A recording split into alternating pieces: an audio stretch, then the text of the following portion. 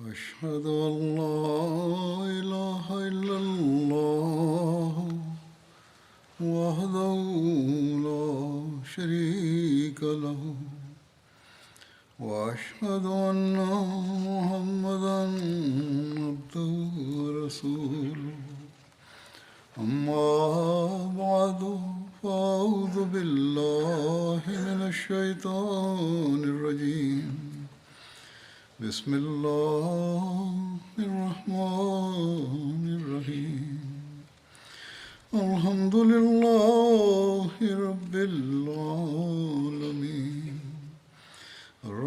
الرحمن الرحيم مالك يوم الدين إياك نعبد وإياك نستعين اهدنا الصراط المستقيم صراط الذين أنعمت عليهم غير المغضوب عليهم ولا الضالين. Hazrat Amirul Mominin Mwenyezi Mungu amsaidie sana anasema kisa cha mauaji ya Asma ambacho nilikuwa nimekieleza katika hutuba iliyopita, na nilikuwa nimesema kwamba kuna kisa kingine kinachofanana nacho, na kisa cha pili pia inaonekana kwamba ni kisa kilichotengenezwa, na kisa cha pili ni cha mauaji ya Myahudi Abu Afak. Imeandikwa ya kwamba katika vitabu vya sira kuna kisa kingine cha kufikirika kinachoelezwa ni cha mauaji ya Myahudi Abu Afak. Maelezo yake kama yanavyoelezwa ni ya kwamba siku moja Mtume sallallahu alaihi wasallam aliwaambia maswahaba zake kwamba ni nani ambaye kwa ajili yangu anaweza kupambana na adui huyo, yani Abu Afak. Ni nani ambaye anaweza kumua mtu huyo, yani Abu Afak? Alikuwa mtu mzee sana, hadi inasemwa ya kwamba umri wake ulikuwa umeshafikia miaka 120, lakini mtu huyo alikuwa akiwachochea watu zidi ya Mtume sallallahu alaihi wasallam, na katika shairi yake alikuwa anatumia maneno machafu zidi ya Mtume sallallahu alaihi wasallam. juu ya kauli hii ya Mtume sallallahu alaihi wasallam, Salim bin Umair akainuka. Huyo alikuwa miongoni mwa wale ambao kwa sababu ya hofu ya Allah walikuwa wakilia sana. Yeye alikuwa ameshiriki katika vita ya Badr. Ilmuradi yeye alisema kwamba ni naziri juu yangu kwamba mimi nitamua Abu Afak, la sivyo katika juhudi hiyo nitatoa uhai wangu. Kisha Salim bin Umair akaanza kutafuta nafasi kwa ajili yake. Siku moja ulipokuwa muda wa usiku na ilikuwa joto kali, Abu Afak alikuwa amelala katika ua wa nyumba yake. Salim akapata taarifa yake na akaondoka na kwenda huko. Baada ya kufika huko, Salim akaweka upanga juu ya ini ya Abu Afak na akatumia nguvu zake zote mpaka upanga ukachana kifua chake na tumbo lake na ukaingia kwenye kitanda chake. Na adui wa Mungu Abu Afak akapiga kelele. Salim akamwacha katika hali hiyo hiyo na akaondoka kutoka huko. Kwa kusikia kelele ya Abu Afak, watu wakamkimbilia na baadhi ya wenzake wakamwinua na wakampeleka ndani ya nyumba, lakini adui huyo wa Mungu hakunusurika na akafa. Kisa hiki kimeandikwa hivi katika kitabu cha sira, na kisa hiki vile vile hakisimuliwi na riwaya yoyote na wala hakipatikani katika siha sita. Katika baadhi ya vitabu vya sira kisa hiki kinapatikana kama vile Siratul Halbiya, Sharh Zarkani, Tabaqatul Kubra Ibn Saad, Siratul Nabwiya Ibn Hisham, Al Bidaya wan Nihaya, Kitabul Maghazi Al Waqidi na Sablul Huda wa Rishad na kadhalik. lakini katika vitabu vingi vya historia kisa hiki hakipatikani. kwa mfano alkamil fi tarikh, tarikh tabri, tarikh ibn khuldun na kadhalik, ilhali katika baadhi ya vitabu vya historia kama majina yao yalivyoelezwa kisa hiki kimeelezwa na kinapatikana. kuhusu kisa hiki vile vile kama ilivyo tukio la Asma unaelezwa ushahidi huu kwamba yeye alikuwa akiwachochea watu zidi ya mtume sallallahu alaihi wasallam, na baada ya vita ya Badr akazidi kwenye ubaguzi na husda na akawa muasi aliye wazi. na hitilafu zinazopatikana katika riwaya hii ya mauaji ya Abu Afaq zinaleta mashaka. kwa mfano hitilafu katika swala la muaji sawa na ibn Saad na Waqidi, muaji wa Abu Afaq alikuwa Salim bin Umair, ilhali katika riwaya zingine aliyetajwa ni Salim bin Umar, na sawa na ibn Uqba alikuwa Salim bin Abdullah bin Thabit Ansari aliyemua Abu Afaq. pili katika sababu ya mauaji kuna hitilafu sawa na ibn Hisham na Waqidi, Salim alipata jaziba na akamua Abu Afaq, ilhali sawa na riwaya zingine mtume sallallahu alaihi wasallam alitoa amri na hivyo juu ya amri yake Abu Afaq akauawa. ibn Hisham ameandika hivi kuhusu hitilafu ya kidini. kuna jambo la tatu sawa na ibn Saad, Abu Afaq alikuwa Myahudi ilhali sawa na Waqidi hakuwa Myahudi. kisha katika zama za mauaji yake pia kuna hitilafu sawa na Waqidi na ibn Saad. tukio hili lilitokea baada ya mauaji ya Asma binti Marwan, ilhali sawa na ibn Ishaq na ibn Hisham na kadhalik tukio hili lilitokea kabla ya mauaji ya Asma. hitilafu hizi zinaonyesha wazi na kinaga ubaga kwamba kisa hiki ni kisa kilichotengenezwa na cha kibandia, na kama tukubali kwamba alikuwa ameuawa, basi makosa yake mengine kwamba kuwachochea watu zidi ya mkuu wa serikali na kutunga shairi yenye matusi na kuleta fitna na ufisadi, vitu hivi vinatosha kwa ajili ya kumpatia adhabu ya kifo. makosa ambayo mtu akiyatenda anapewa adhabu ya kifo. matusi yake peke yake hayawezi kuwa sababu ya mauaji haya. na vivyo hivyo kama ilivyokuwa tukio la Asma baada ya mauaji ya Abu Afaq, haisibitiki kwamba Mayahudi walichukua hatua yoyote. hivyo kukaa kwao kimya ni dalili ya kutosha kwamba kisa hiki ni kisa kilichotengenezwa. jambo hili pia mnatakiwa kulikumbuka ya kwamba zama za matukio haya inayoelezwa ni kabla ya vita au baada ya vita, yani yalitokea kabla ya vita au mara baada ya vita. na wanahistoria wote wanaafiki kwa pamoja kwamba uadui wa kwanza wa Waislam na Mayahudi ni vita vya Banu Qainqa. kama tukio lingetokea kabla ya Badr, basi lazima wangelitaja kwamba tukio hili lilikuwa limetokea, na kwa msingi wa mauaji ya Abu Afaq na Asma wangeweza kuleta shutuma juu ya Waislamu kwamba Waislamu wameanzisha vita pamoja nao. lakini habari hizi hazipatikani katika sehemu yote kwamba Mayahudi wa Madina kwa msingi wa matukio haya wawe wameleta shutuma fulani juu ya Waislamu. hata sahib Mirza Bashir Ahmad sahib akieleza matukio ya mauaji ya Asma na Abu Afaq ameeleza katika Sirat Khatam an-Nabiyyin, anasema kwamba baada ya hali za vita ya Badr, baadhi ya wanahistoria na Waqidi wameandika matukio mawili au visa viwili ambavyo katika vitabu vya hadithi na katika vitabu vya historia ishara zao pia haipatikani, na hata kama tutafakari kimantiki basi havisibitiki kuwa sahihi. na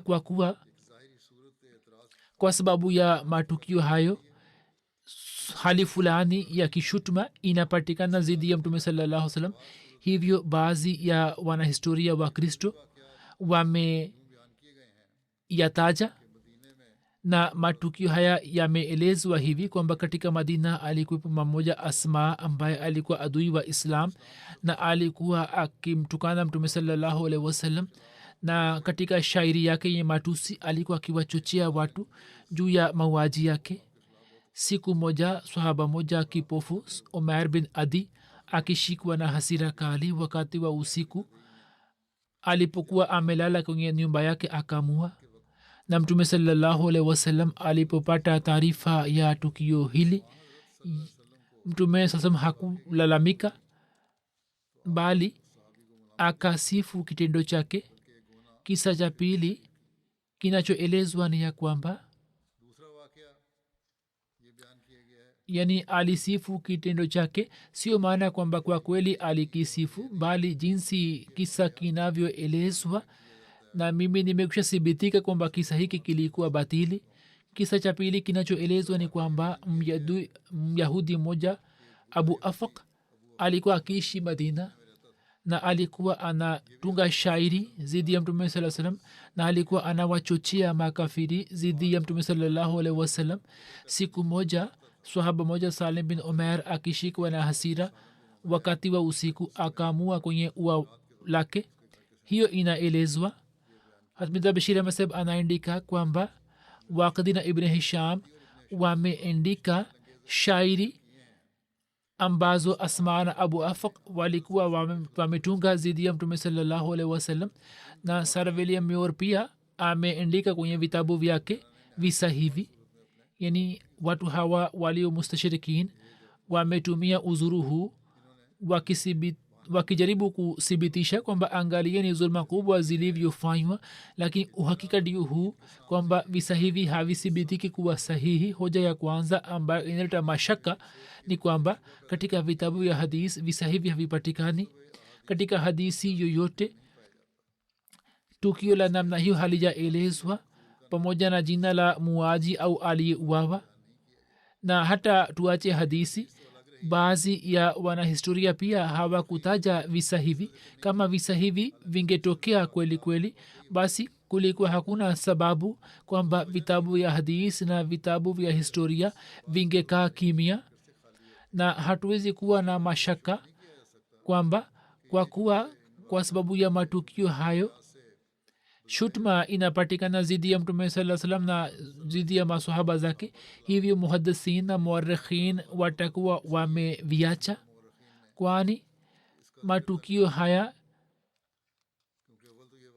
jinsi yalivyotokea hayana shutma ndani yake.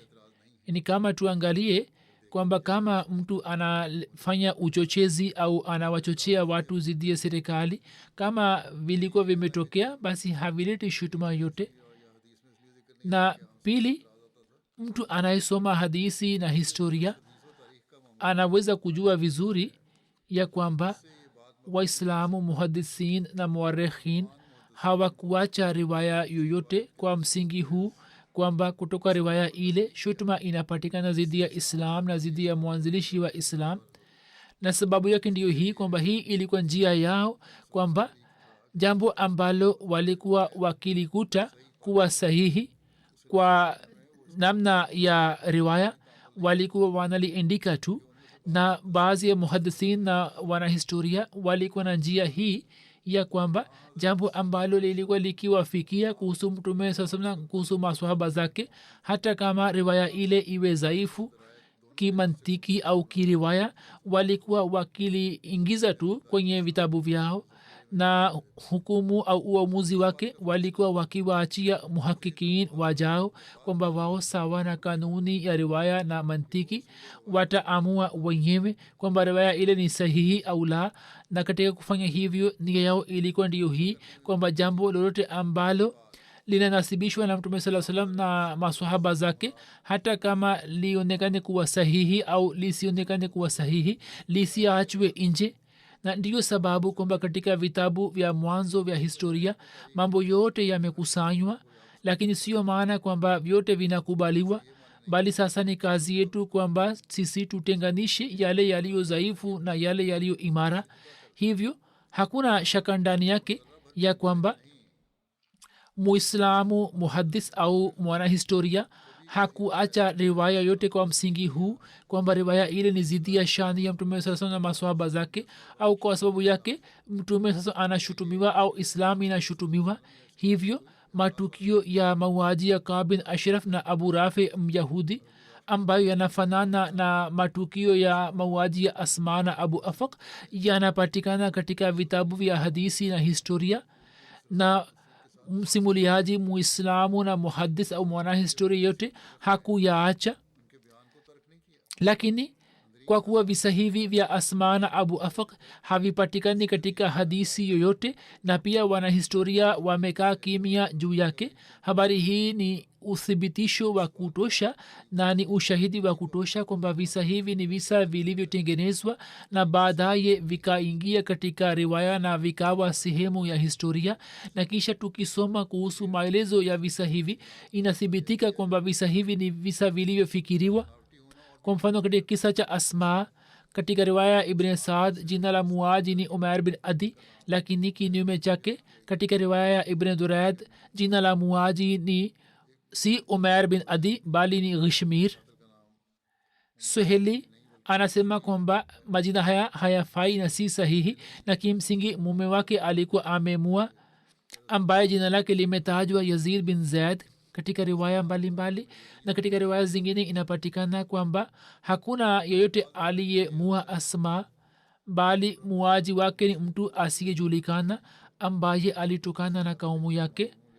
na pia Ibn Saad amesema kwamba aliyeuawa alikuwa Asma binti Marwan, lakini kauli ya alama Ibn Abdul Bir inasema kwamba hakuwa Asma binti Marwan bali Umair alikuwa amemua dada yake binti Adi.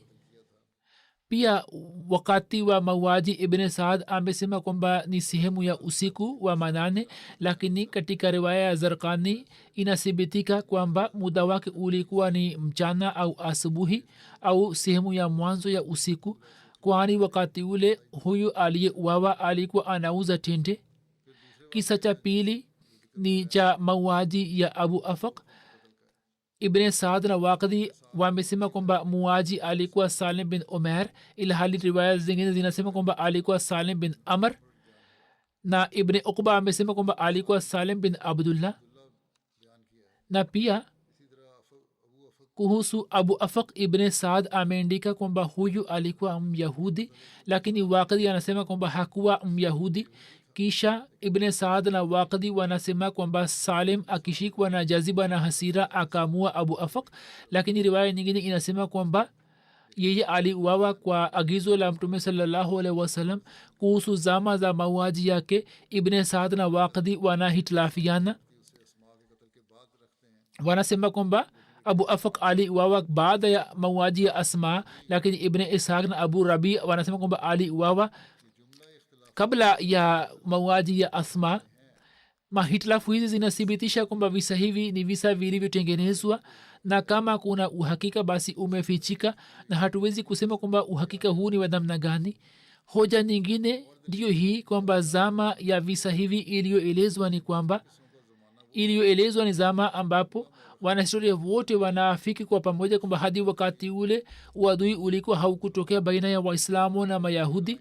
hivyo katika historia jambo hili linathibitika wazi kwamba uadui wa kwanza au vita ya kwanza ilitokea baina ya Waislamu na Mayahudi ni ghazwa ya Banu Qainqa, na Banu Qainqa walikuwa Wayahudi wa kwanza ambao walianzisha vita na uadui na Islam. hivyo kivipi inaweza kukubaliwa kwamba kabla ya vita hii kulitokea vita baina ya Waislamu na Mayahudi?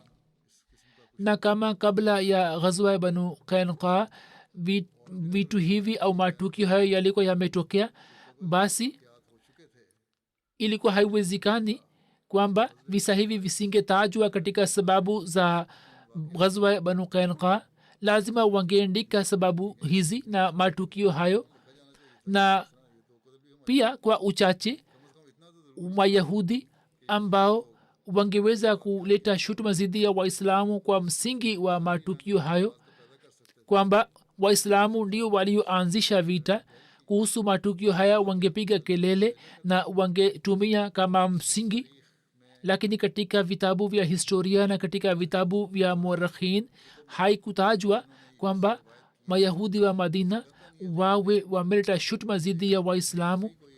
Na kama mtu atafakari kwamba labda watakuwa wameleta shutuma lakini wanahistoria waislamu hawakutaja, basi wazo hilo halina msingi wote, kama ilivyoelezwa tayari kwamba muhaddis au mwanahistoria muislamu hakuficha shutuma ya wapinzani.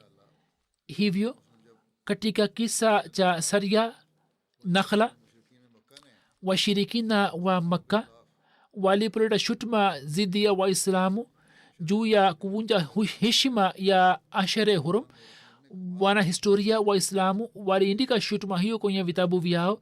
hivyo katika muda huu pia kama mayahudi wangekuwa na shutuma zidi ya waislamu, basi historia ingetaja, ili muradi tuangalie kwa namna yoyote visa hivi havisibitiki kuwa sahihi na inaonekana kwamba adui fulani akinasibisha visa hivi na muislamu fulani ameeleza, na kisha visa hivi vikaingia kwenye riwaya za waislamu au muislamu fulani dhaifu kwa ajili ya kunasibisha uongo huu na kabila lake, kwamba watu fulani wa kabila lake walikuwa wamewaua makafiri hawa. Ameingiza riwaya hizi katika historia. Mungu anajua vizuri zaidi. Huu ndio uhakika tunaopata kujua kuhusu visa hivi, lakini kama ilivyofanywa ishara ya kwamba kama visa hivi ni sahihi, hata kama tukubali kwamba visa hivi ni sahihi, basi kwa kuangalia hali ya wakati ule kama vilivyotokea, haviwezi kuwa na shutuma.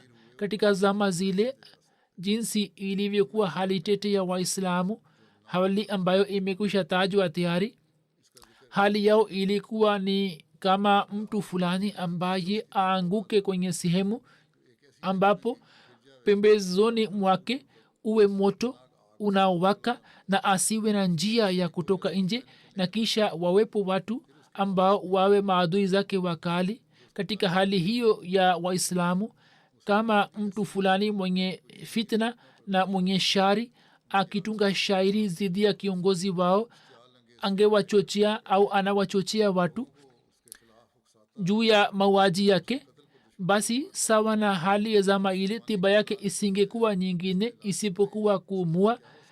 Na kisha mauaji haya yalitokea kutoka kwa waislamu katika hali ya namna hiyo.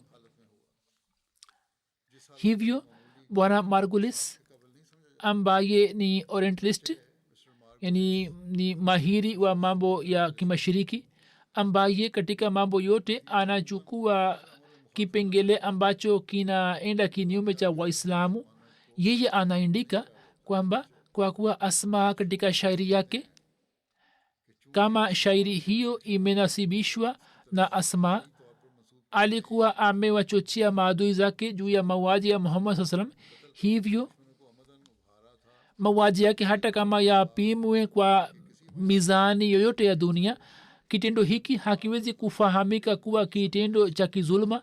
Na pia jambo hili likumbukwe kwamba njia iliyotumika katika kuwachochea watu zidi ya waislamu katika nchi kama Uarabuni ingeweza kuleta hatari na natija zidi ya waislamu.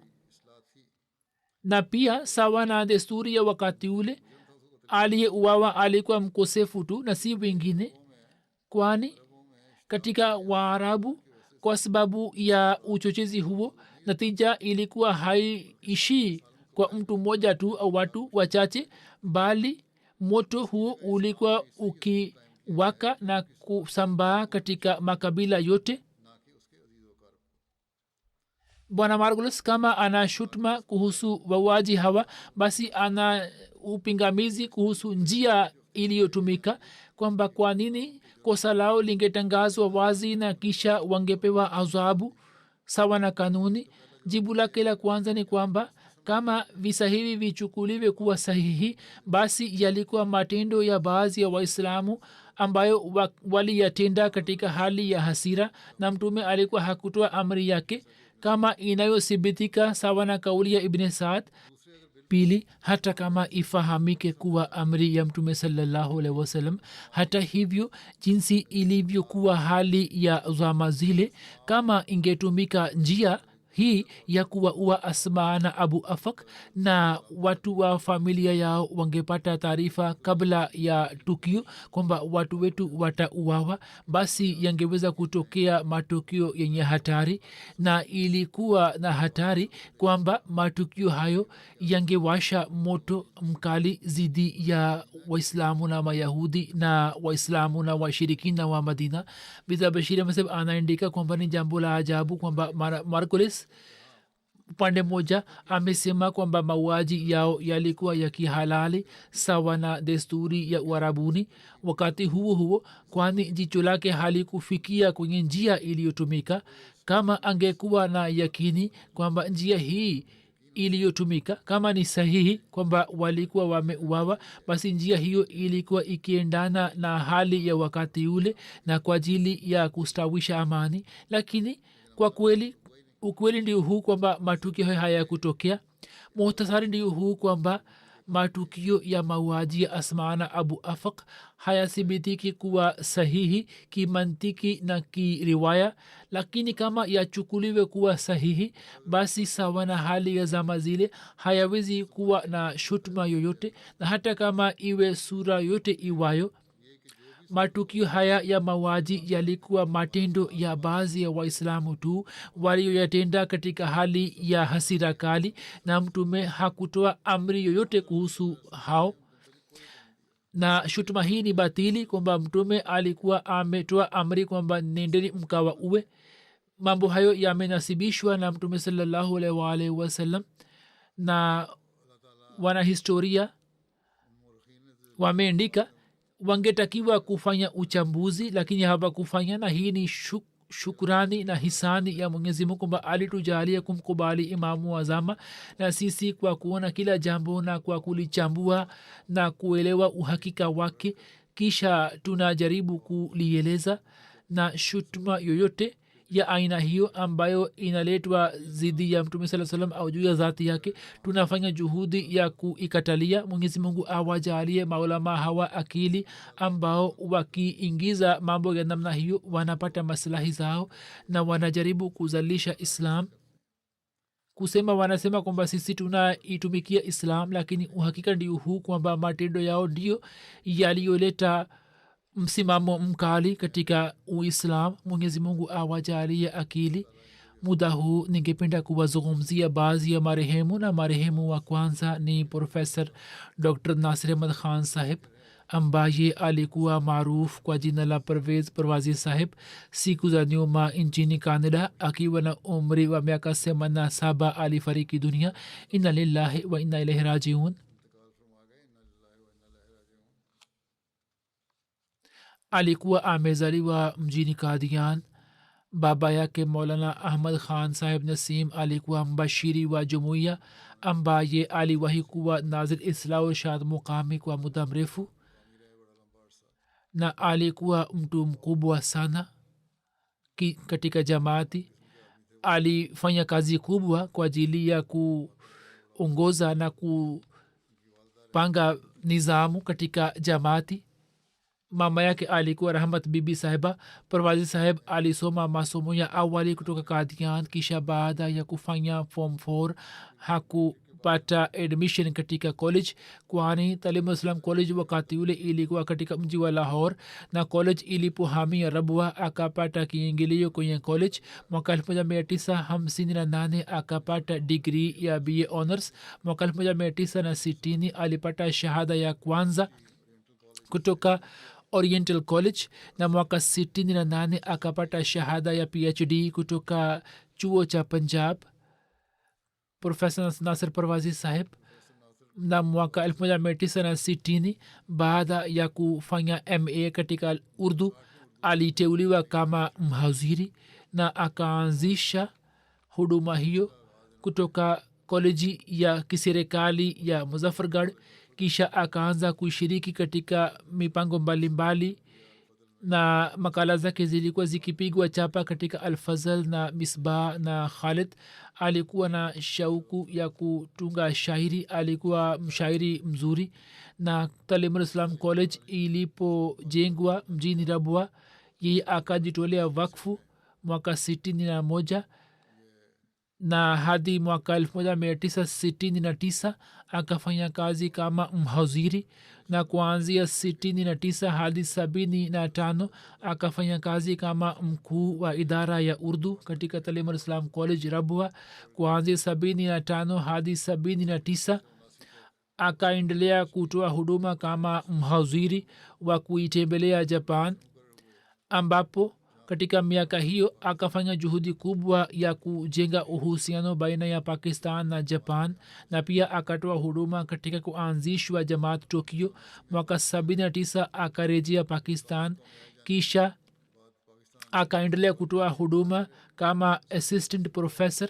kuanzia 86 hadi 90 alikuwa anawafundisha wanafunzi kama assistant professor katika government college faisalabad. kwa sababu ya kuwa ahmadia akalazimika kuona mateso mengi, na hali ilipofikia kwamba atiwe ndani kwa sababu ya jamaati, akaacha mambo yote na akaaja uingereza, akaaja kwa khalifa mtukufu wa nne rahimahullahu taala, na kwa amri yake akahamia sweden. katika nchi ya sweden kuanzia 91 hadi 2001 akaendelea kutoa huduma kama profesa katika chuo cha uppsala. alipokaa sweden akawa mjumbe wa kamati ya nobel prize for literature, na kwa miaka 16 akaendelea kutoa huduma hiyo. mwaka 2003 akahamia canada. katika dunia ya elimu jina lake ni maarufu sana.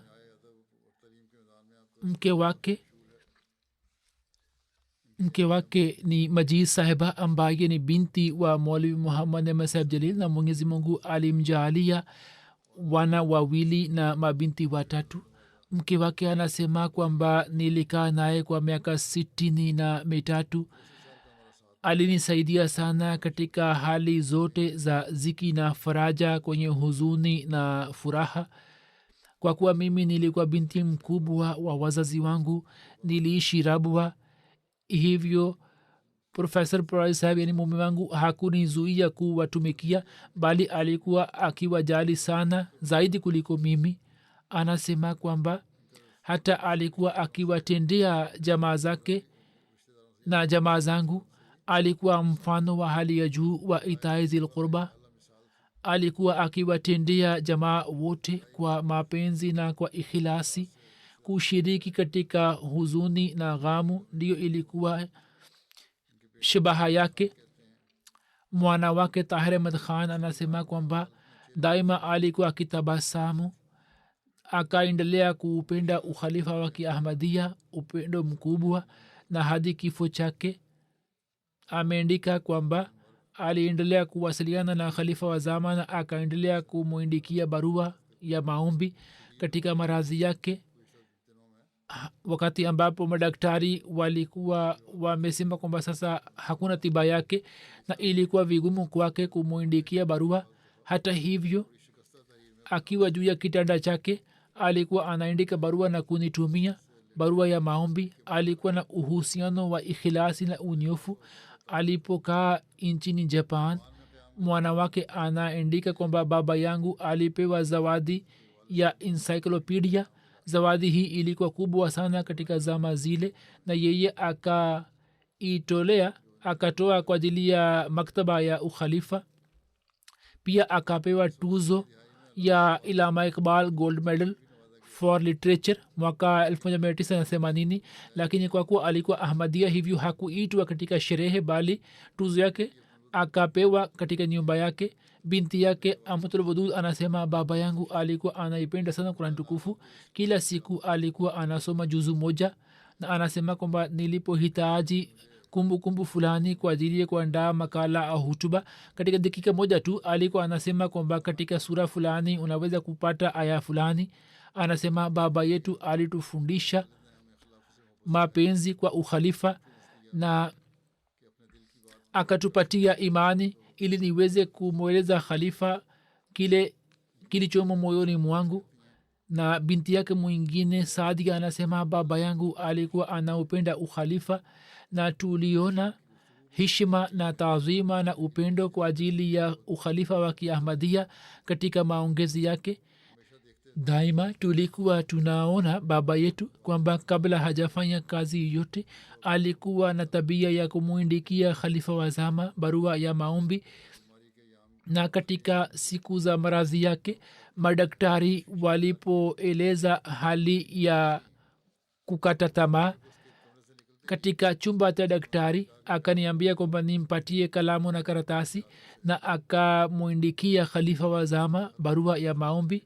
Alikuwa anatoa sadaka sana, hela yote alikuwa anaipata alikuwa anatoa katika sadaka. Mjukuu wake naila mahmud anasema kwamba mimi kwa kupitia babu yangu,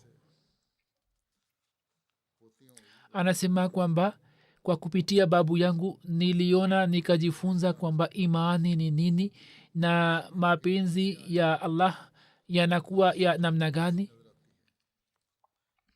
Huyu binti huyu ni binti ya binti yake, yani zafar mahmud ni baba yake.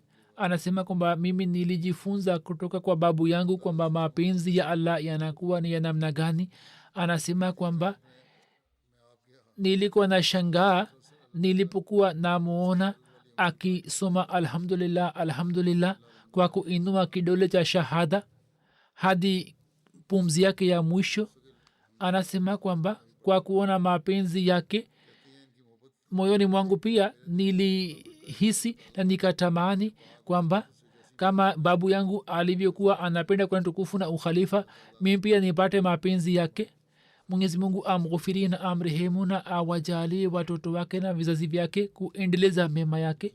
Marehemu wa pili ni Sharif Ahmad Saheb Bhatti ibn Amir Khan Saheb Bhatti wa Rabwa. Ye pia alifariki dunia akiwa na umri miaka 88. Alikuwa musi. Ameacha nyuma mke na vijana wawili na mabinti wawili. Kijana wake mmoja anafanya kazi katika kikosi cha kuhifadhi na kulinda markaz, na kijana wake wa pili Tahir Ahmad Bhatti ni mbashiri wa jumuiya anaitumikia Jamaat Sierra Leone. Mwana wake Tahir Bhatti Saheb ambaye ni mbashiri anaandika kwamba baba yangu alikuwa anaeleza ya kwamba bishara ya mauaji ya Pandit Lekhram ilipotimia, wakati ule baba yake bwana Amir Khan Saheb Bhatti alikuwa kijana.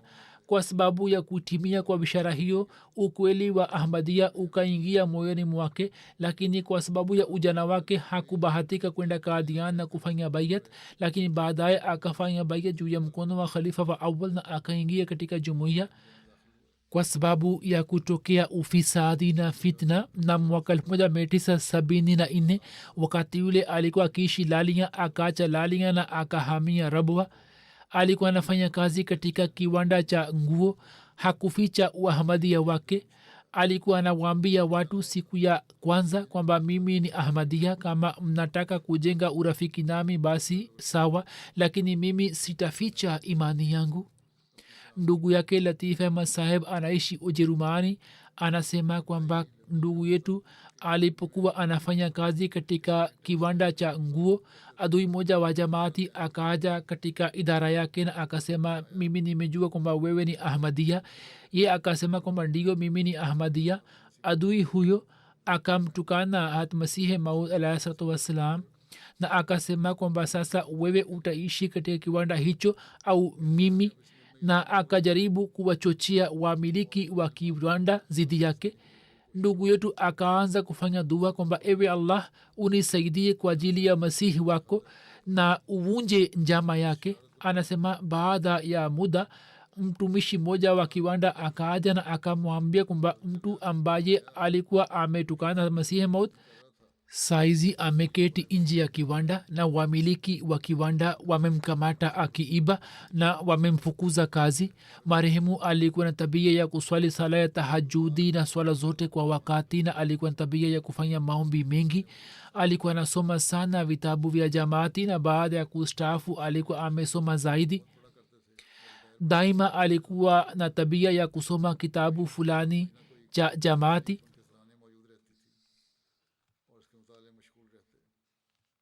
na makhalifa wa jamaati kila walipokuwa wakieleza mpango fulani wa dua alikuwa anaitikia wito wao na alikuwa anafanya dua.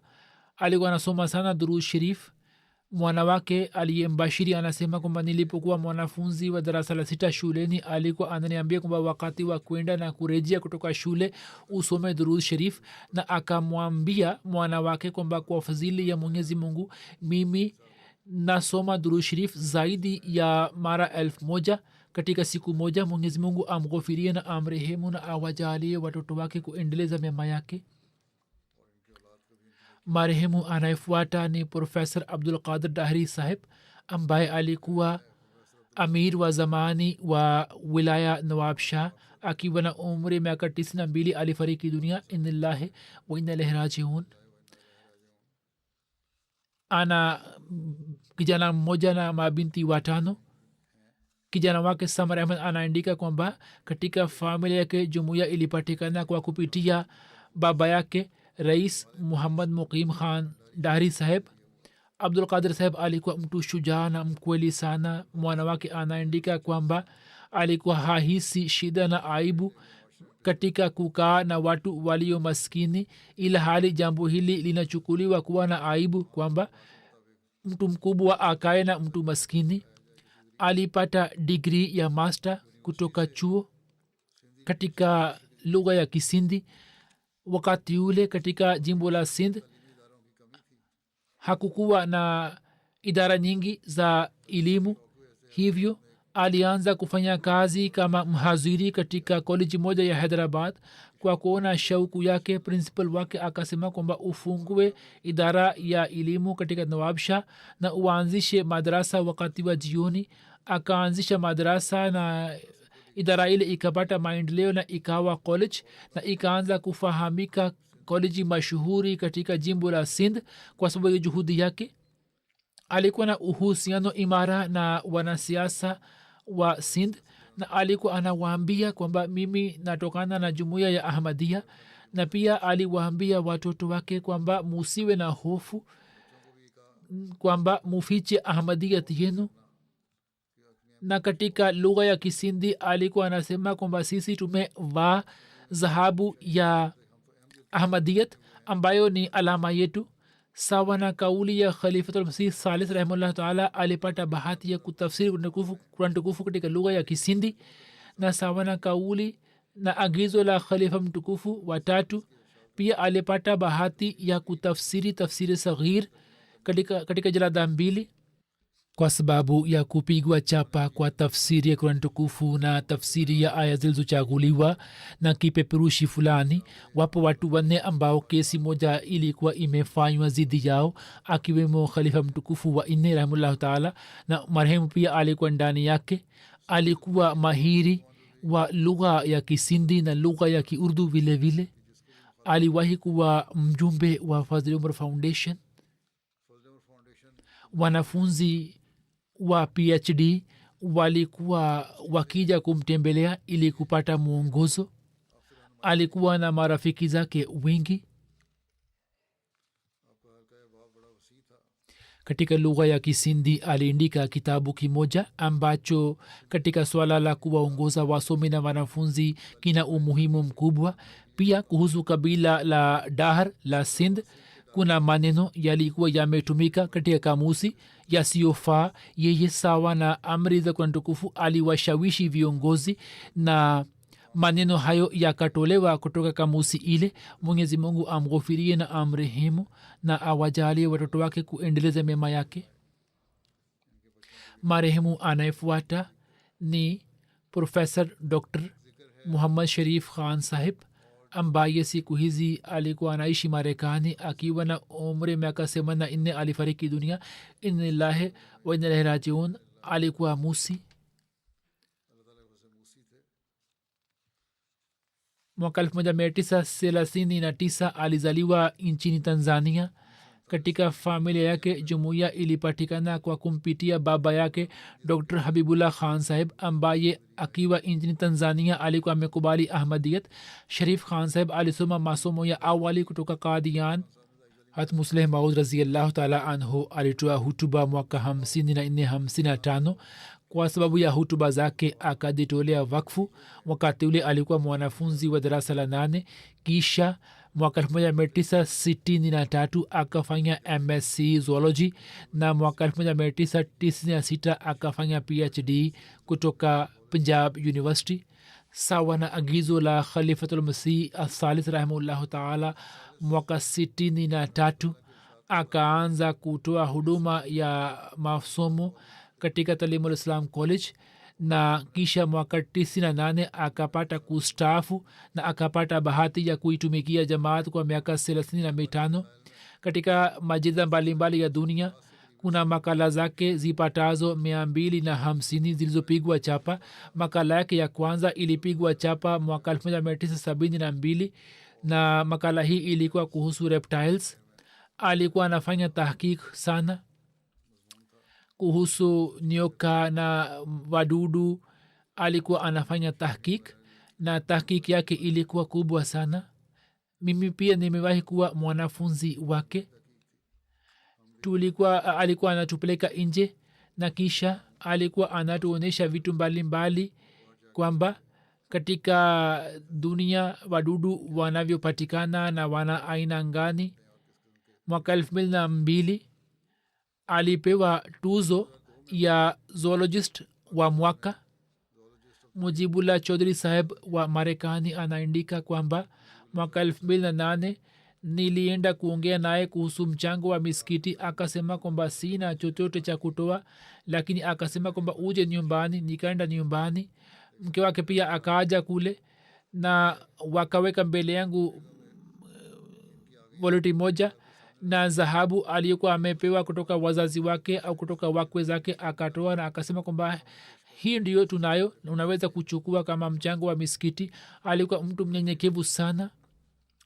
alikuwa rafiki wa wanafunzi wake. mwenyezi mungu amghofirie na amrehemu. mwana wake zafrullah saheb anaandika mambo hayo mengine yamekuja baadaye.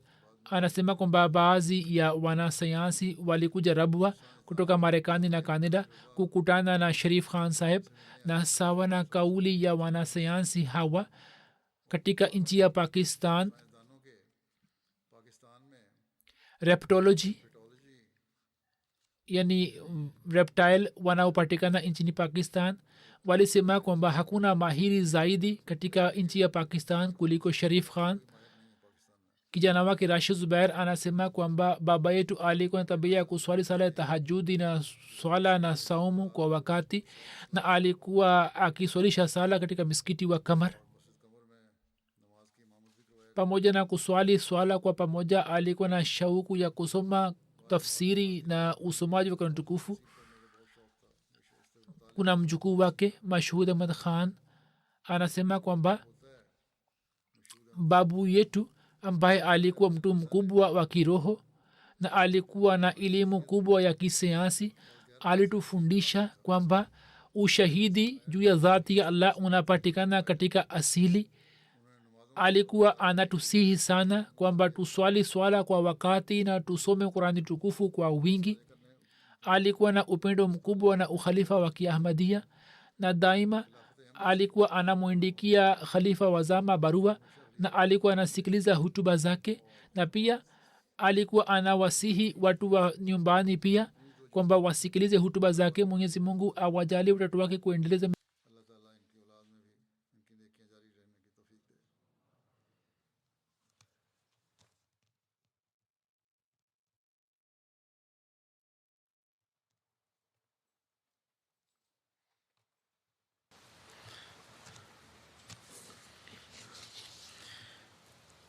Alhamdulillah, alhamdulillah, nahmaduhu wa nasta'inuhu wa nastaghfiruhu wa nu'minu bihi wa natawakkalu alayhi wa na'udhu billahi min shururi anfusina wa min sayyiati a'malina. من يهده الله فلا مضل له ومن يضلله فلا هادي له ونشهد أن لا إله إلا الله ونشهد أن محمدا عبده ورسوله عباد الله رحمكم الله إن الله يأمر بالعدل والإحسان وإيتاء ذي القربى وينهى عن الفحشاء والمنكر والبغي يعظكم لعلكم تذكرون اذكروا الله يذكركم وادعوه يستجب لكم ولذكر الله أكبر